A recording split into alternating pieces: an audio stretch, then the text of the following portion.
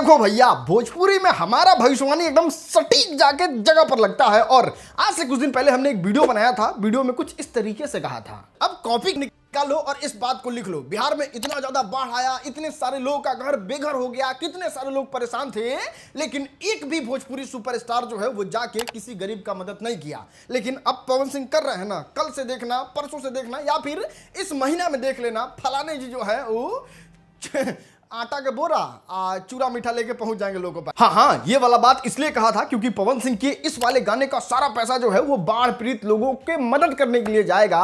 और जानते हैं आज क्या हुआ है? अरे प्रत्यक्षम किम प्रमाणम, वीडियो देख लो आप।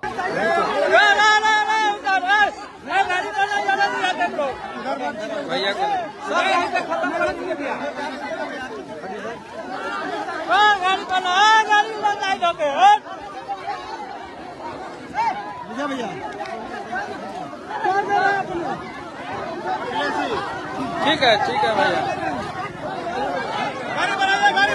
यार अब तो इतना कॉपी करने लगे हैं खेसारी लाल यादव कि 2 साल का बच्चा भी बता दे कि अब खेसारी लाल यादव क्या करेंगे। अब लिख के ले लो, हिंदी फिल्म में इनका कोई गाना आएगा।